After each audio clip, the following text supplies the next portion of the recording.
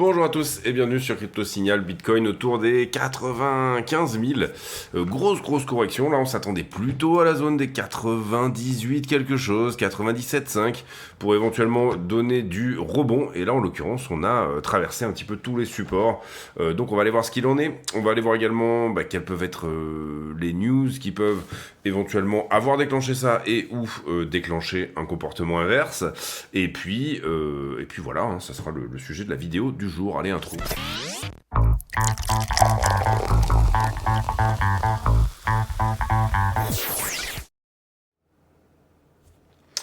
Alors, très joli encore une fois, correction. On s'y attendait, on s'attendait à cette correction, mais de cette manière-là, on va dire, et aussi fortement, pas nécessairement. Ce qu'on peut voir en tout cas, c'est que ce qu'on avait dit en termes de poche de liquidité ici a été littéralement traversé. On a eu certes effectivement dans leur time frame en tout cas, donc ça on peut les enlever, hein, elles ont été désormais servies. Dans leur time frame, dans sa time frame, 98 750 n'a absolument rien proposé, y compris en 15 minutes. Je pense même pas qu'il y a eu l'once d'un rebond ou quoi que ce soit sur ce niveau-là. Donc voilà. Et ici, on a eu effectivement une petite réaction sur les 97,6 où pour le coup, c'était pas non plus folichon, hein. On est remonté à 98,2, mais pas grand-chose. Et puis, petite réaction également sur le niveau des 96 101, mais qui malheureusement ne confirme pas.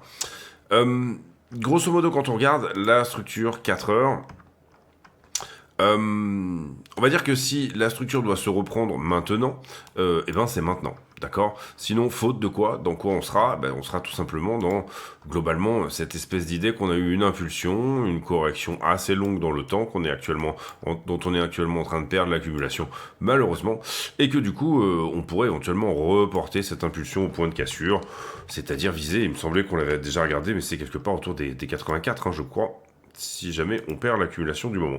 Donc si BTC doit proposer quelque chose, c'est maintenant. Faute de quoi, 87, pardon. Faute de quoi, il faudra l'attendre sous les 90 000 $. Qu'est-ce que ça voudrait dire? Bon, en imaginant que, c'est même pas en imaginant, c'est en se disant, bon, ok, là-dedans, on était finalement dans une sorte de range entre 93 et 98. On a purgé au-dessus du range. Il s'agirait peut-être désormais de venir purger en dessous du range, et Bitcoin adore faire ça, pour éventuellement venir prendre un petit peu tout ce qui se traîne sous la structure ici, et puis derrière, se reprendre et éventuellement repartir.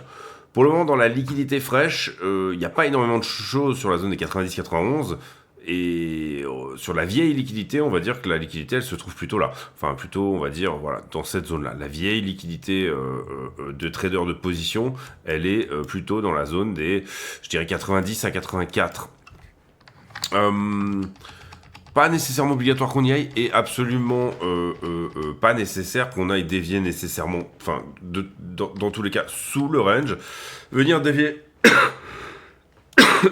sous le range, même si c'était finalement ce qu'on est en train, plus ou moins ce qu'on serait en train de mettre en place, finalement, vous voyez que d'une certaine manière, ça revient juste à tester le momentum le moins agressif de tout ça. C'est-à-dire cette droite rouge, cette traîne de rouge qui est là. Donc en soi, j'ai envie de dire, pas de panique, oui on corrige, mais avant ça on avait poussé, et donc du coup voilà, chaque correction, éventuellement je dirais revenir à 87 ici, c'est retester le momentum effectivement, et donc c'est perdre un peu de vitesse, ne pas accélérer, c'est effectivement mettre de côté cette idée d'une parabole, éventuellement faire attention au fait que, vous le voyez ici, hein, on a une très grosse épaule tête-épaule ici en formation, et le fait d'aller en dessous, il faudrait que ça se fasse rapidement, hein, c'est-à-dire qu'il faudrait pas traîner. Si jamais ça traîne, ça veut dire que la structure vient à s'installer dans cette espèce de démarche vendeuse pendant un certain temps. Si jamais c'est une mèche, en revanche, là c'est très joli pour faire une sorte de ce qu'on appelle un SFP, c'est-à-dire une swing failure pattern. Sous-entendu, je passe juste sous la structure, donc quelque part dans cette zone-là, je file mes ordres et je me casse vers le haut. Maintenant, si jamais, puisque moi j'aime bien être prêt par rapport à tous les scénarios, donc avoir les éventualités que on s'installe effectivement sous la structure, si jamais c'était le cas. En l'occurrence, vous voyez que la target au point de cassure ici, elle nous emmènerait quelque part sur les 75. On avait déjà parlé de ce scénario-là, la perte des 90 avec dans une grosse time frame, hein, sous-entendu au-delà du daily. Bon là pour l'instant, vous voyez qu'on a mis un niveau 1 heure niveau 15 minutes, etc. Mais globalement, je pense que c'est le daily qui doit parler ici. Hein. Vous voyez que le nombre de touchettes en daily, il est assez phénoménal, à peu près sur cette zone-là, 92, 93, d'accord. Si on commence vraiment à s'installer en daily en deçà de ce niveau-là, ça sent quand même ici plus que la prise de liquidité. En revanche, si on fait une très belle mèche comme ceci, juste en dessous ici, là, ça serait très très beau. Je dis pas pour autant, encore une fois, qu'on est censé aller à 90. Je dis que si on se récupère pas là, on n'aura pas énormément d'autres possibilités de se récupérer. Ce que j'entends par là, c'est faire une structure de bottom ici en épaule tête épaule, légèrement penché, mais ça c'est pas trop un problème. Vous comprenez que du coup, voilà, il suffit que j'étire la charte, faut qu'elle soit pas penchée. En gros, voilà, c'est un petit peu l'appréciation de chacun. On estime que, une petite. En général, c'est plutôt en termes de pourcentage, mais globalement, on peut estimer que 15% entre les deux aisselles. Tout dépend aussi de la durée du temps, etc. Mais voilà, là, elle est légèrement penchée, mais c'est pas tellement un problème en soi. Ce qui éventuellement pourrait nous emmener, vous l'aurez compris, hein, si on arrive à la casser pour le coup, donc à casser cette trend ici, le haut de cette accumulation, à de nouveaux ATH, c'est peut-être plus. Donc en soi, c'est un peu la zone où on voudrait que BTC se reprenne. Si jamais je vous montre... Donc voilà, vous comprenez ici, la question c'est... Est-ce qu'on est en train de faire un bear flag ou est-ce qu'on est en train de une continuation là, ici, AB égale CD, voilà, je reporte mon mouvement précédent en haut de ma correction pour comprendre où je vais prochainement. Ou alors est-ce qu'on est en train de faire une structure de retournement en épaule tête épaule, d'accord? Je dirais que ça serait quand même une bonne chose de ne pas perdre ce 1 heure là. Et même de ne pas venir éventuellement sous la structure, pour le coup, pour cette fois-ci. Néanmoins, il y aura des coups à jouer si on venait à aller sous la structure, mais pour le coup, puisque vous comprenez que ça correspondrait à la déviation bas de range, la déviation sous le range, à laquelle on pourrait éventuellement s'attendre dans un contexte de liquidité, mais en soi, perdre la structure ici, ça serait pas très bon. Comprenez également qu'on est dans une structure qui, finalement, est plus ou moins en expansion, d'accord? Là, je vous l'ai mise en flag. Voilà, pour avoir un petit peu une idée aussi également de combien doit être éventuellement l'épaule droite, l'épaule gauche, je ne sais jamais, l'épaule droite. Si jamais on se retourne, voilà, une petite idée un petit peu d'avoir quelque chose de plus ou moins quand même cohérent. Mais comment expliquer ici, on a fait un nouveau plus bas, d'accord ? C'était bien, on était passé sous la structure, c'était plutôt une bonne chose. Ici, on a fait un nouveau plus haut, donc on est dans une structure qui ne sait pas trop où elle va, puisque finalement, en fait, si vraiment on est rigoureux et qu'on intègre plus ou moins tout ce qui est de l'ordre des mèches, etc., on est sur une sorte d'élargissement, voilà, quelque chose qui ne sait pas trop où il va. Élargissement, sous-entendu, c'est une figure un peu d'indécision, c'est-à-dire que vous comprenez bien que, et j'en profite pour vous dire de ne pas hésiter à vous abonner, une structure haussière c'est comme ça, une structure baissière c'est comme ça, une compression c'est comme ça, d'accord, c'est un triangle, et une expansion veut dire, je viens chercher mes shorters, mes longueurs, mes shorters, mes longueurs, je suis dans un marché de liquidité, je vais chercher la liquidité au-dessus à chaque fois, mais je ne sais pas trop où je vais en termes d'intention, d'accord. Donc j'en profite pour vous dire également de vous abonner. Vous avez le code CryptoSignal FR sur Bluefin. On travaille également avec BitGet et pas mal d'autres exchanges. Vous avez tous les liens en description de la vidéo. Et je rappelle que sur la chaîne, tous les bénéfices de la chaîne sont versés à Mécénat Chirurgie Cardiaque.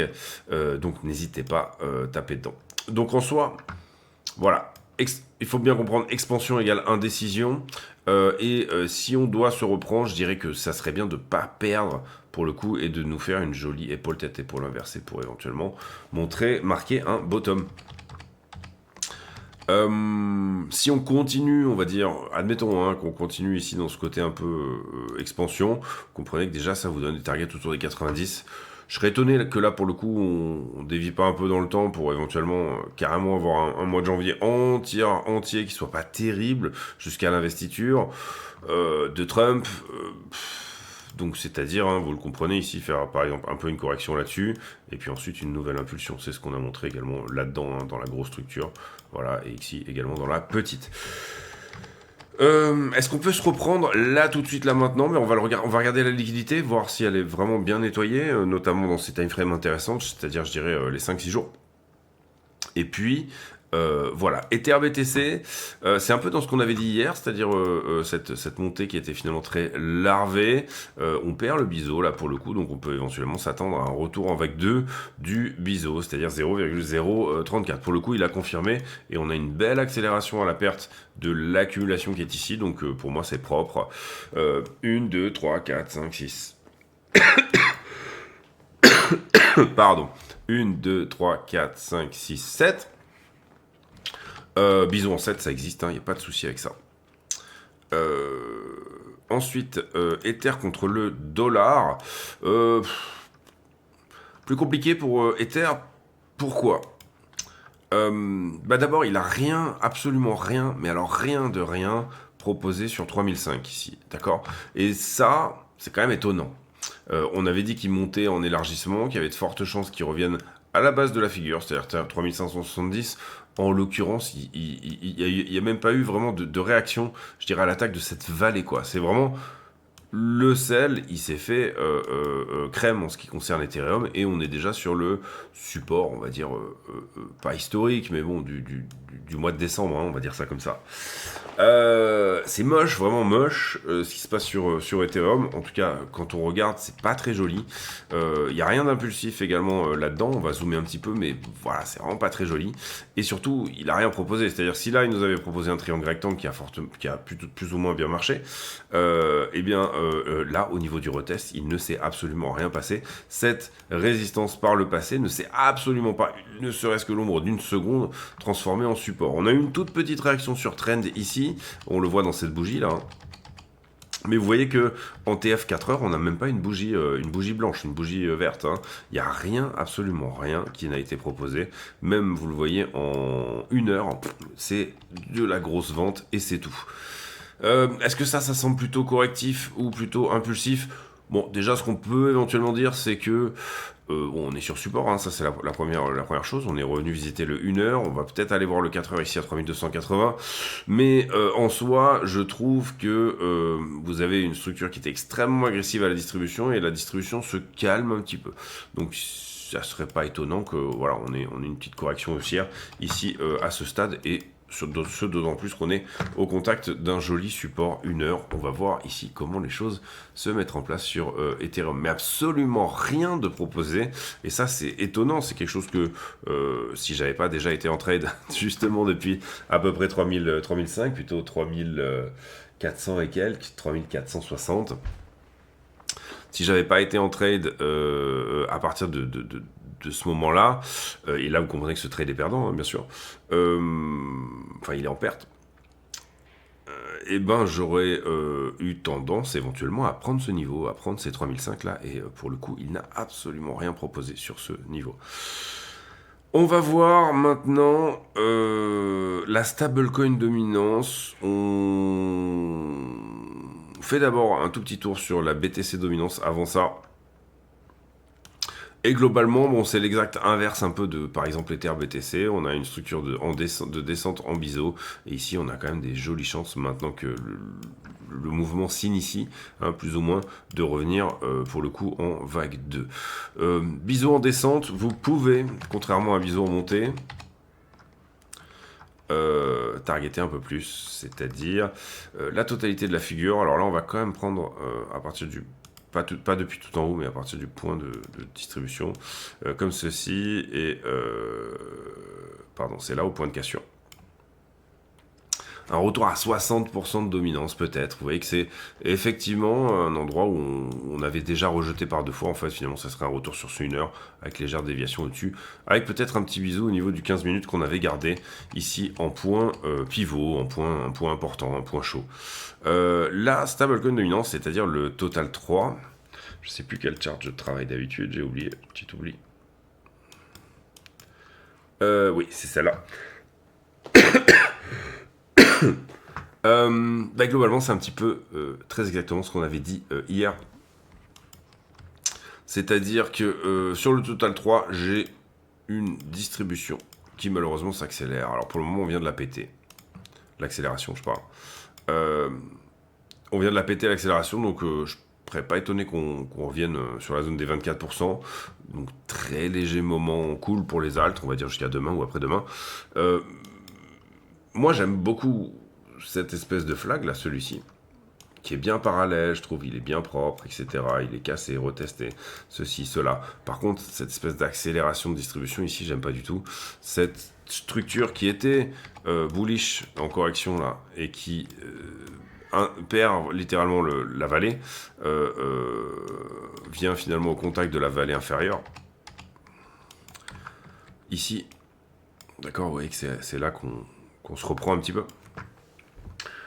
Et attaque quasiment la structure dans sa globalité. Je trouve que c'est pas très très joli non plus en ce qui concerne les altcoins. Ça veut pas dire que c'est pas des points d'investissement, ça veut pas dire que sur les altcoins qui vous intéressent vraiment, c'est pas des points d'entrée qui peuvent être intéressants, mais en soi, on va dire que pour le moment ça reste assez moche.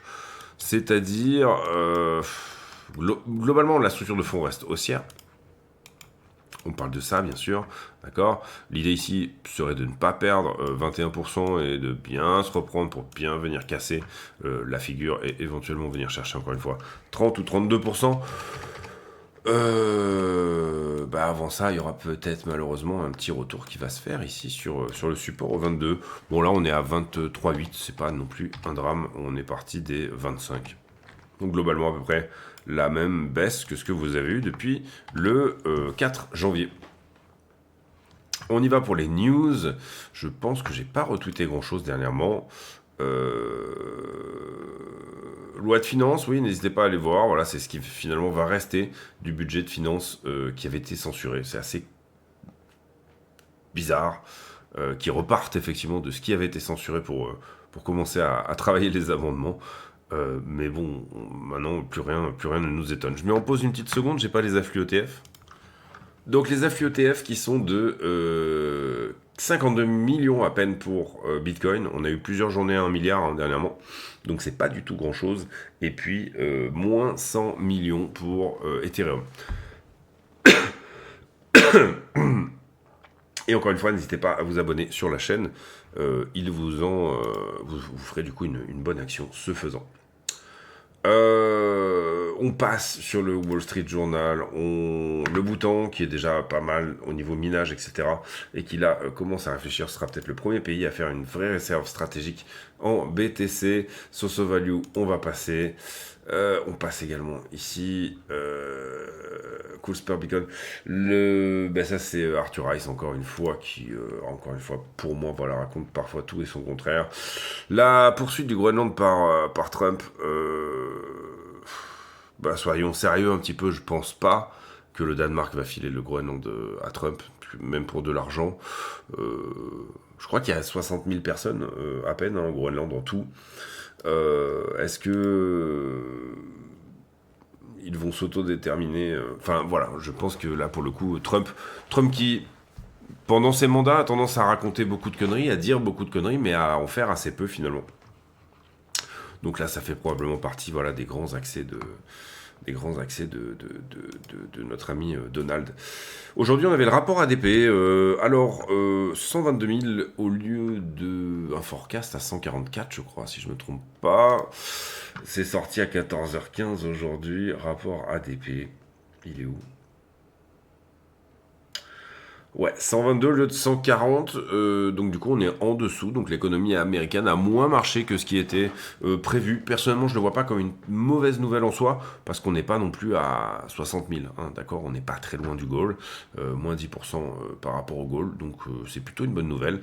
Ça nous fait sentir aussi que il y a assez peu de chances que le rapport sur l'emploi qui sort vendredi soit effectivement, excusez-moi, je sais plus trop ce que je disais, mais c'est pas très grave. En soi, oui, voilà, on sera probablement dans les clous des 4,2%.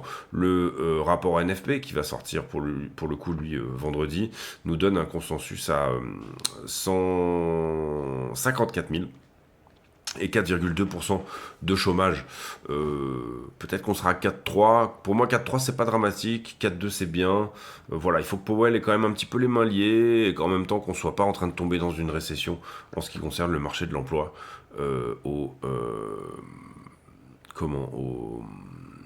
aux États-Unis sur le mois de décembre. On a fait le tour sur les news, on va aller voir la liquidité. Alors, combien on a liquidé sur les dernières 24 heures? Visiblement, 517 millions, un demi-milliard, c'est beaucoup. Des longues, on en a pris un paquet. Vous comprenez que via l'action de prix, ça paraît relativement normal.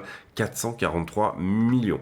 On avait vu sur les poches de liquidité, et pour le coup, on va passer le carnet d'ordre parce qu'en ce moment, c'est pas excessivement intéressant. Mais on avait vu qu'il y avait un petit peu de longue, effectivement, à partir de là. On a vu que l'open interest était peut-être suffisamment nettoyé, enfin en tout cas sur son excès, hein, le gros excès qu'il y avait eu là. Bah non, le marché décide de probablement retourner aux 20 milliards. Et globalement, 20 milliards en ce moment, c'est la zone où on accepte de reprendre beaucoup de leviers. Et 24 milliards globalement, c'est l'endroit où on laisse aller. Ce qu'on peut voir ici, c'est que cette structure vient chercher ses longues. Pour moi, elle est pas moche. Je parle de la petite structure ici en descente. Et que on a touché le funding négatif à peu près vers ici. C'est-à-dire que la moitié du marché, plus de la moitié du marché, était en short à ce moment-là. Donc on peut voir une relative, maintenant qu'on a fait ce mouvement, absence de longue. Donc ça, c'est plutôt intéressant pour un rebond. Quand je regarde ici, alors on commence par la 3 mois, c'est pas quelque chose que je fais d'habitude, mais là, bon, elle est affichée, donc voilà. Globalement, la 3 mois, vous voyez qu'on est là-dedans. Là, on est en train de gérer quelque chose d'assez frais en termes de liquidité, qui est globalement la zone des 93-95. Depuis qu'on a rebondi là, bah, finalement, elle s'est un peu chargée, surtout quand on avait traîné au niveau des 97, où là, il y a eu du monde qui est rentré longue, et puis derrière, une partie est venue distribuer dans cette poche jaune que vous voyez ici en haut, mais pour le moment, comment expliquer, on est en train de travailler cette zone de liquidité là.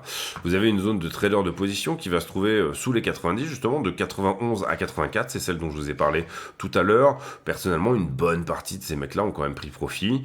De 88 à 90, allez, peut-être que c'est un joli point chaud, mais jusqu'à 84 désormais, autant on aurait commencé à vouloir y aller ici, là, courant novembre, hein, des positions qui avaient globalement un petit mois, d'accord. Maintenant, des positions qui ont plus de 3-4 mois, je ne sais pas si c'est bien cohérent. Mais par contre, ça vous permet aussi de vous dire, il y a autant de monde finalement au-dessus qu'au-dessous, puisque à un moment donné, on a été en funding neutre. Zéro.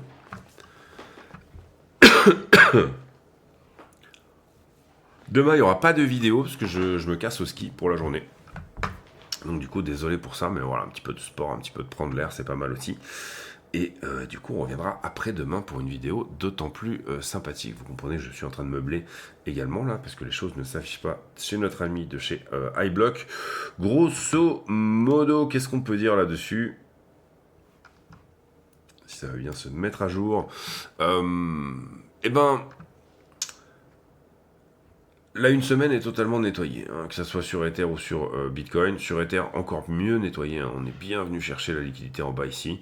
On est en train de recréer une petite poche là parce qu'on traîne un petit peu sur la zone. Donc attention, ça pourrait venir la nettoyer si ça devait éventuellement repartir. Moi, j'aime bien quand là, une semaine est nettoyée parce que tout simplement, ça vous dit, bon, ok, peut-être que c'est le moment. Les positions fraîches, 6 jours, 6-7 jours, sont d'ores et déjà nettoyées. Est-ce qu'il resterait pas encore un petit quelque chose jusqu'à 93 000 ? Je me permets de poser la question. 93 000 pour éventuellement après revenir rechercher la liquidité dans l'autre sens, c'est-à-dire que finalement on aurait littéralement réintégré le range de 93 à 98 et on resterait totalement dans un marché absolument de liquidité qui a fait sa déviation au-dessus du range et a réintégré le range. J'aurais pas...